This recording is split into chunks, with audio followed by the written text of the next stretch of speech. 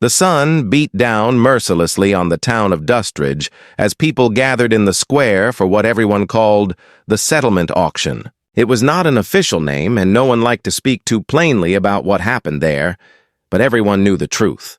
Families who could not afford to keep their daughters, widows with no means of support, women with no prospects, they all ended up here, standing before the town while men decided their fate. It was 1882, and the frontier was still a place where survival mattered more than dignity. Valentina Rossi stood in the dusty square with her hands bound loosely in front of her, more for show than restraint. She was 29 years old, with dark hair that fell past her shoulders and eyes that burned with barely contained fury. Her white dress, the only decent thing she owned, was already dusty from the dry wind that swept through the square. Behind her stood her brother-in-law, Marcus, a thin man with a cruel mouth who had inherited the family farm when Valentina's husband died 3 years ago. Beside him stood her sister, Lucia, who would not meet Valentina's eyes. The auctioneer, a portly man named Dawson, stood on a raised platform and gestured toward Valentina. Next we have Mrs. Valentina Rossi, widow, age 29. Strong, healthy, can cook and keep house. Looking for a husband or employer willing to provide room and board in exchange for domestic services. It was the polite way of saying she was being sold. Valentina kept her head high, even as humiliation burned through her. After her husband's death, she had tried to stay on the farm, had worked alongside Marcus and Lucia. But Marcus had made it clear she was a burden. When she refused his advances one night, he had threatened to throw her out with nothing. Lucia, worn down by years of Marcus's control, had sided with her husband. "Any takers?" Dawson called out. "Strong woman, good worker." A few men looked her over with interest, but Valentina recognized the type. They were looking for cheap labor or worse. She had heard stories about what happened to women who went with certain men from these auctions. Then Marcus spoke up, his voice carrying across the square. "You should mention she is Barren, Dawson. 7 years of marriage and not a single child. Her husband died questioning whether she was even a real woman." Gasps and murmurs rippled through the crowd. Valentina's face burned with shame and rage. It was a lie, or at least a cruel exaggeration. She and Antonio had wanted children desperately, had prayed for them, but it had never happened. The doctor had said it might be either of them, or neither, just bad fortune. But now Marcus was using her greatest pain as a weapon to drive down her value. The interested men turned away, some shaking their heads. In a frontier town where children meant help with the work and security in old age, a barren woman was worth little. "Well," Dawson said, clearly uncomfortable, "that is relevant information, I suppose. Anyone still interested?" Silence fell over the square. Valentina felt her heart sinking. If no one took her, Marcus had made it clear what would happen. She would be turned out with nothing, left to fend for herself with no money, no prospects, no protection. Then a voice spoke from the back of the crowd. "I am interested." People turned to look as a man stepped forward. He was perhaps 35, tall and lean with brown hair and a weathered face that spoke of years working in the sun. He wore a tan vest over a pale shirt and a brown cowboy hat. There was something steady about him, something that suggested reliability and quiet strength. His name was Thomas Wright, and Valentina had seen him around town a few times. She knew he owned a ranch about 10 miles outside Dustridge, that he was a widower who had lost his wife 2 years ago in childbirth. The baby had died too, and Thomas had withdrawn into himself, focusing on his ranch and rarely coming to town. "Mr. Wright," Dawson said, sounding relieved. "Are you looking to hire Mrs. Rossi for domestic work?" "No," Thomas said, his eyes on Valentina. "I am looking to marry her." More gasps from the crowd. Marcus stepped forward. "Did you hear what I said? She is barren. She cannot give you children." Thomas finally looked at Marcus, and there was something cold in his expression. "I heard you. I also heard you deliberately trying to humiliate and devalue your own family. A man who would do that is not worth listening to." He turned back to Valentina. "Ma'am, I know this is not how anyone wants to find a spouse. But I need a partner on my ranch, someone to help build a life. I am not interested in making you a servant or treating you poorly. I am offering a real marriage, with respect and partnership. If you are willing, I would be honored if you would accept." Valentina stared at him, trying to read his face, trying to understand if this was some kind of trick. "You understand I may never be able to give you children?" "I understand," Thomas said. "I have had a child and lost him. I have had a wife and lost her. I am not looking to replace what I lost. I am looking to build something new with someone who deserves better than what she is getting here." He held out his hand to her, and Valentina saw it was calloused and scarred from work, but steady. "The choice is yours. I will not force anything. But if you come with me, I promise I will treat you with the respect you deserve." Valentina looked at his outstretched hand, then at Marcus's smirking face, then at her sister who still would not meet her eyes. She thought about being thrown out onto the street with nothing, about the other men who had looked at her with calculation rather than humanity. Then she thought about the steadiness in Thomas Wright's voice, about the fact that he had called out Marcus's cruelty, about the way he had offered her a choice rather than simply claiming her. She took his hand. "Yes, I accept." Relief washed over Thomas's face. He helped her down from the platform, then turned to Dawson. "What is the fee?" "Normally $50 for a marriage arrangement," Dawson said. Thomas counted out the money without hesitation, then turned to Marcus. "This settles any debt she might owe you. She is my responsibility now, and you will leave her alone." Marcus looked like he wanted to argue, but something in Thomas's expression made him think better of it. He took the money and stepped back. Thomas untied the rope around Valentina's wrists and led her toward a wagon parked at the edge of the square. The crowd parted for them, some watching with curiosity, others with judgment. As they reached the wagon, Valentina stumbled, her legs shaky from standing in the heat and from the emotional weight of what had just happened. Thomas caught her elbow, steadying her. Another man was already extending his hand to help her up into the wagon, but Thomas gently moved him aside. "I have got her," Thomas said quietly. He helped Valentina up into the wagon seat with care, making sure she was settled before climbing up beside her. He took the reins and guided the horses out of town without another word.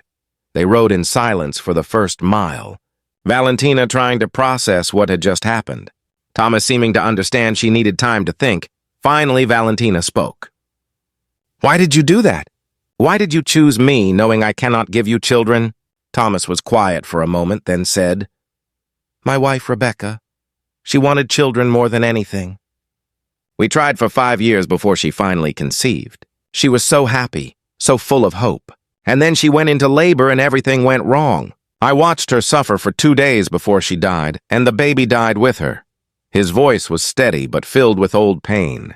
"After that, I swore I would never put anyone through that again. I do not need children, Valentina. I need a partner, someone to share the work and the life, someone who will not be judged for something beyond her control." Valentina felt tears stinging her eyes. "You heard what Marcus said, that my husband questioned whether I was a real woman. Your husband's brother is a cruel man trying to hurt you," Thomas said firmly. "Nothing he says changes who you are. You are a woman who survived loss, who endured living with people who mistreated you, who stood in that square with your head high even when they tried to break you. That tells me everything I need to know about your character." "But you do not know me," Valentina said. "What if I am a terrible cook? What if I cannot manage a ranch? What if we have nothing in common?" Thomas glanced at her. "Then we will figure it out together. Marriage is not about perfection. It is about choosing to work through the imperfect parts side by side." They arrived at the ranch as the sun was beginning to lower in the sky. It was a good-sized spread with a solid house, a large barn, corrals with horses and cattle. Everything looked well-maintained, the result of hard work and careful attention. Thomas helped Valentina down from the wagon. "I know we are married in the eyes of the law, but I want you to understand something. You will have your own room. I will not expect anything from you that you are not ready to give. Take whatever time you need to feel comfortable here." Valentina looked at him in surprise. Most men in his position would have expected immediate wifely duties. "That is kind of you." "It is decent of me," Thomas corrected. "There is a difference. Kindness is a gift. Decency is the bare minimum of how people should treat each other." He showed her around the house. It was clean but sparse, the home of a man who had been living alone and focused only on practicality. There were 2 bedrooms, a kitchen, a main room with a fireplace. Valentina's room had a bed, a dresser, and a window that looked out over the pastures. "It is not much," Thomas said, "but it is yours. You can do whatever you want with it." That evening, Thomas made dinner, a simple meal of beef and potatoes. They ate in companionable silence, both exhausted from the day's events. After dinner, Valentina insisted on washing the dishes despite Thomas's protests that she should rest. As she worked, she felt him watching her. "What is it?" she asked. "I am just thinking about what your sister's husband said today," Thomas replied. "About you being barren, making you less valuable." "It made me angry. It made me angry too," Valentina said quietly. "But it is true that most men want children. Most men want a legacy." Thomas stood and came to stand beside her. "Let me tell you what I think makes a person valuable. It is not whether they can produce children. It is whether they treat others with kindness and respect. Whether they work hard. Whether they face adversity with courage. You showed all those things today," he paused, then added. "My ranch, it is my legacy. The land I care for, the animals I raise, the work I do to make things grow and thrive. That is what I will leave behind. And if I am lucky enough to have a partner who helps me build that legacy, who works beside me and shares that purpose, then I will consider myself blessed." Valentina turned to look at him. "You really do not need children?" "I really do not need children," Thomas confirmed. "What I need is someone who will not give up when times are hard. Someone who will stand beside me through droughts and harsh winters. Someone who will help me remember that life is worth living even after loss. I think you might be that person." Over the following weeks, Valentina and Thomas fell into a routine. She took over the cooking and the household management, bringing an order and warmth to the house that had been missing. Thomas taught her about the ranch work, and she proved to be a quick learner, unafraid of hard work. They talked in the evenings, sharing stories of their pasts. Valentina told Thomas about her marriage to Antonio, about the love they had shared and the grief when he died. She told him about the slow erosion of her relationship with her sister as Marcus's influence grew stronger.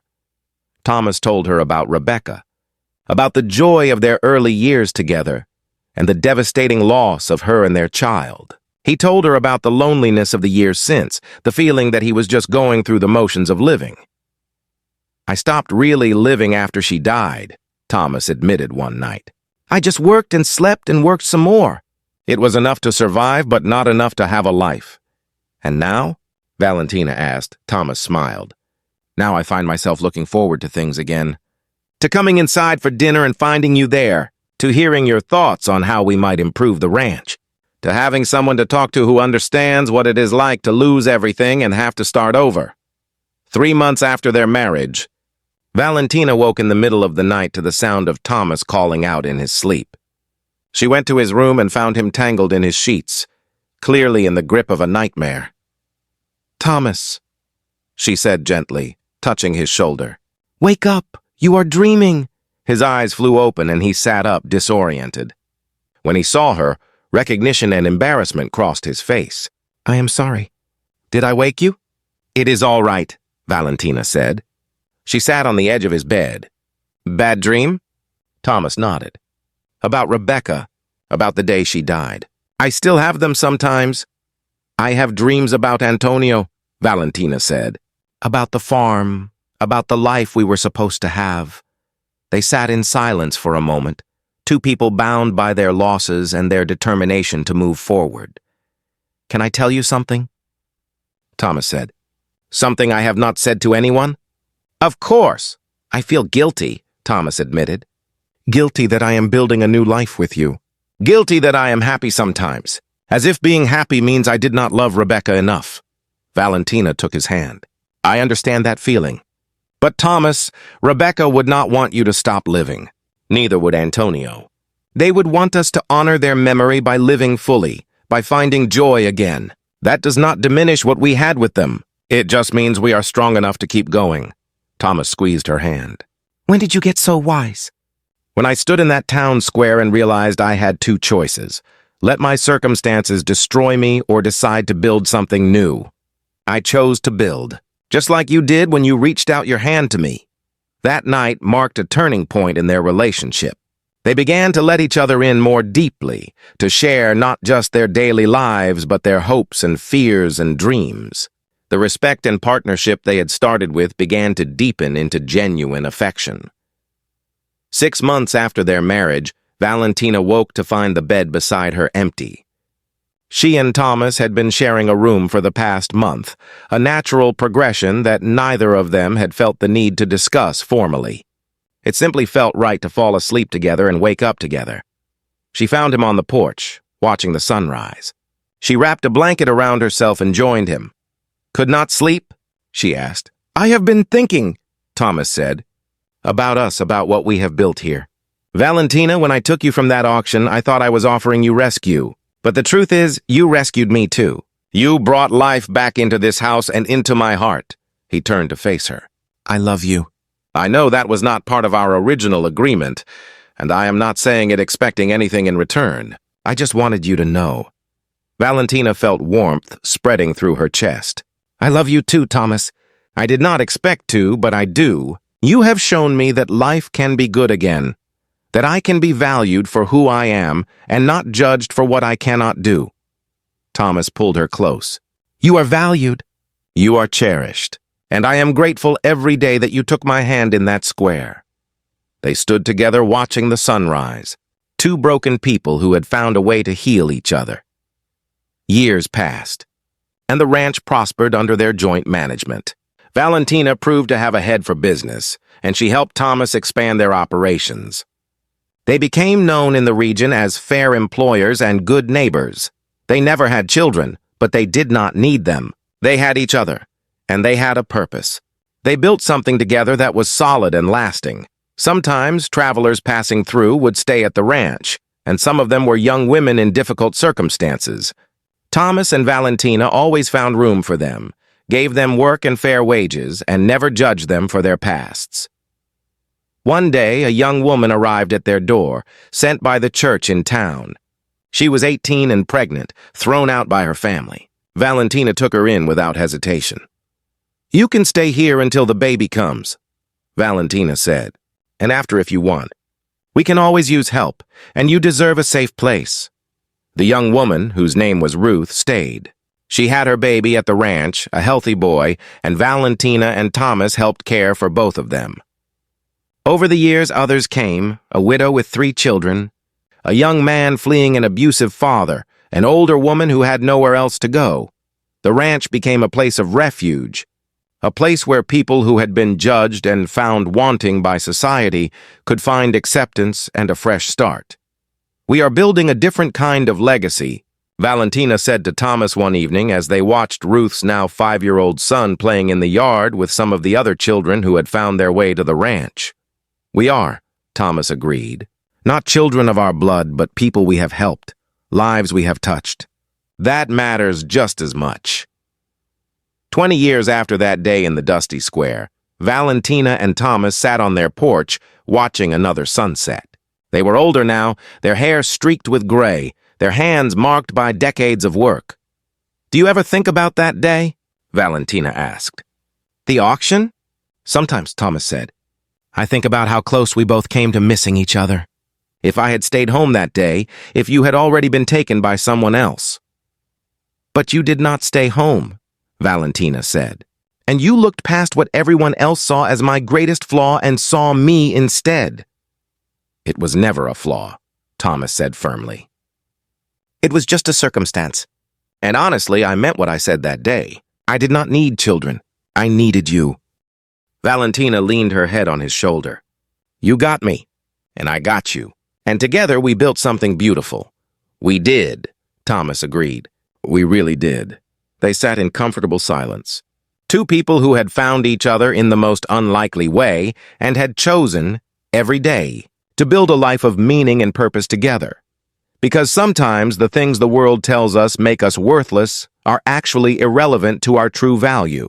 Sometimes being unable to do one thing opens the door to doing something else equally important. And sometimes the person who says, I do not need what everyone else wants, I need you, is the person who understands that love is not about meeting a checklist of requirements, but about seeing another person's whole self and choosing them anyway. Valentina Rossi had been sold as Barren, as if that defined her worth.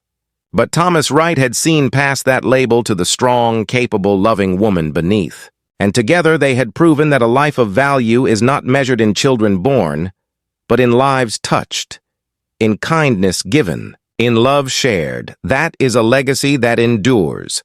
If this story touched your heart, please like, share, and subscribe for more stories about love, redemption, and finding worth beyond society's narrow definitions. Leave a comment sharing your thoughts on what makes a life meaningful. Your engagement helps us continue bringing these powerful stories to listeners everywhere. Thank you for being part of our community.